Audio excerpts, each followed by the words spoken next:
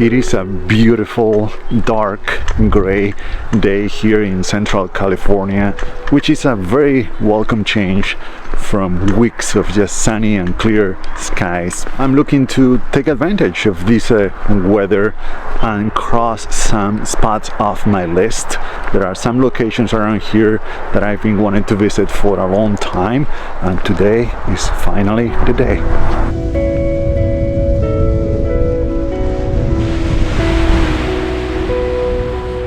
The first of those spots I'm visiting today is this one, Martin's Beach. This place features, as you can see, a very cool rock, a triangle shaped rock with, of course, a hole in it. So I'm gonna take a long exposure.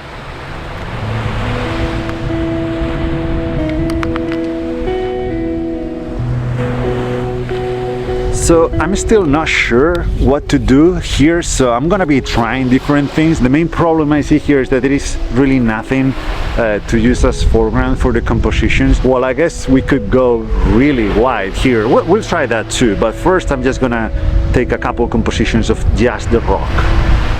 So here I'm going for a 2-minute long exposure.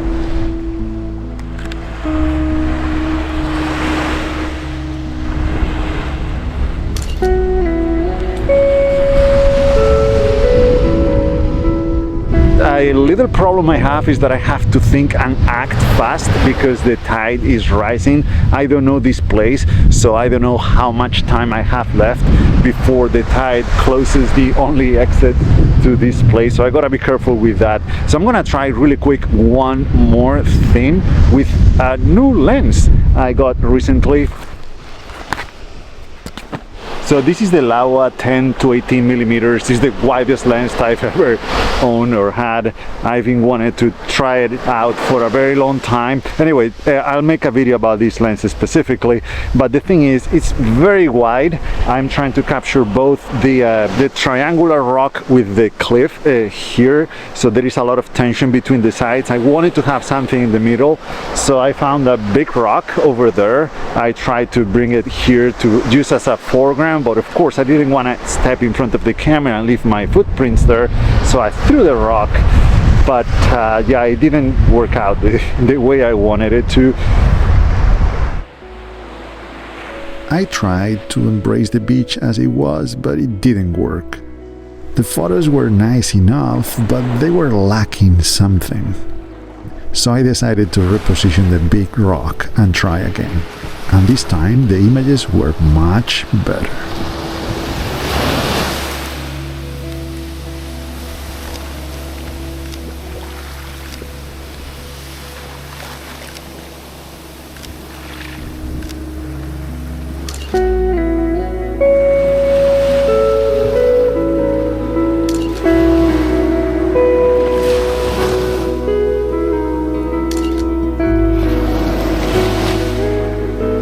That rock was actually a great idea and a great find because I really like the shape as well. I think it goes very well with the triangle shaped rock.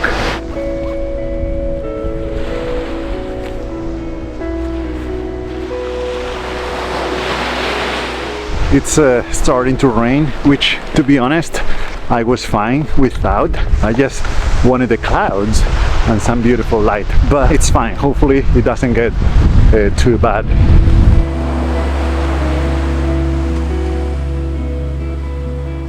I tried a couple more long exposures on my way out, but the rain made it very hard.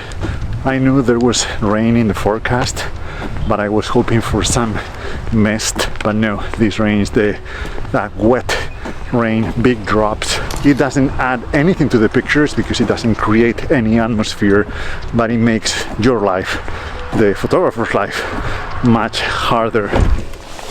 I got a little bit wet and my cameras did too, a little bit, but that's just the usual. And I definitely have to come back because there are many more things that I think I could do there. I just have to think a little bit more about what to do. I'll have a clearer idea once I look at the photos and I start noticing things. I could have spent the whole day there, but I need to keep moving because the tide is rising, which is going to limit the places I'll be able to go, and the rain is going to get only worse from here. There's actually a flood watch for today, so I need to be a little bit careful too because the roads will get in bad shape pretty soon. Alright, so I think this one is not going to work today. This is Pigeon Point Lighthouse, I believe that's the name. It was the next location on my list. They are doing some construction. The road looks closed. This looks very familiar. I think I've been here before many years ago.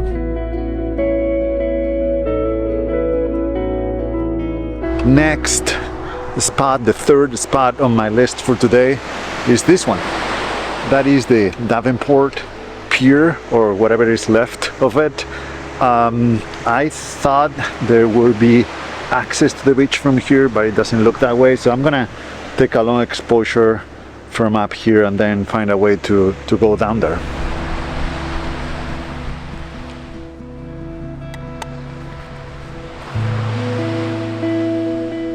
Sadly, it doesn't look like there is an easy way, at least, to get down there during high tide. Something I didn't know, so now I know for the next time, because I'm sure I'll be back here pretty soon. All these spots are like within an hour drive from where I live now in the city, so it's kind of embarrassing that I hadn't been here before after almost a year, but I have a good reason or good excuse depending on how you look at it, I guess. You see, I was working on the contact sheets from last year. For those of you who don't know, the contact sheets is something that I've been doing for a few years. I have a video about it and I share them on my Patreon page with pretty much all the photographs that I take. I also like to print them out as a book because it's really nice to see all the pictures that you took every single day of the year in a printed form. In any case, I was going through the pictures that I took last summer and I realized that I didn't leave the city. I didn't leave San Francisco for quite a few months. I did all my photography there, and the reason is very simple: the fog.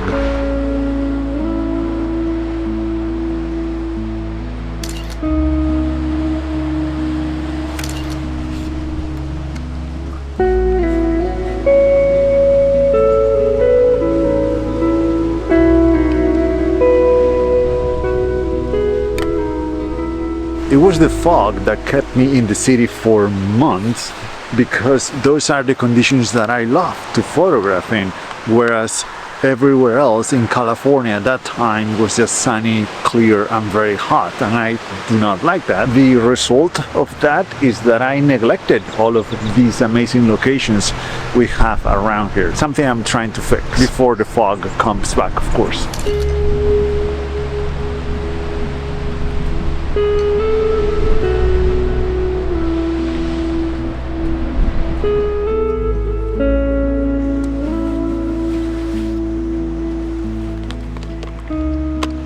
Back to the ultra wide angle lens. I think it could work very well here. I really like this spot, and the light is just amazing, amazing.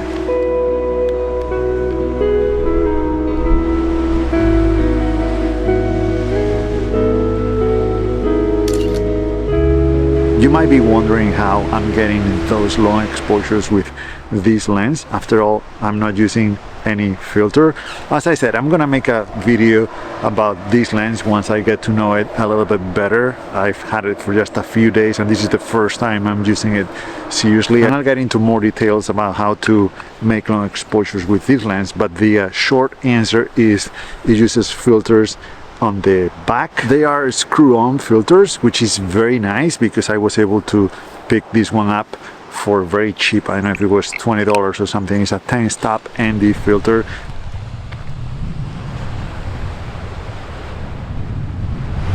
I'm taking another shot of the last spot I wanted to check out today, this beautiful cove here.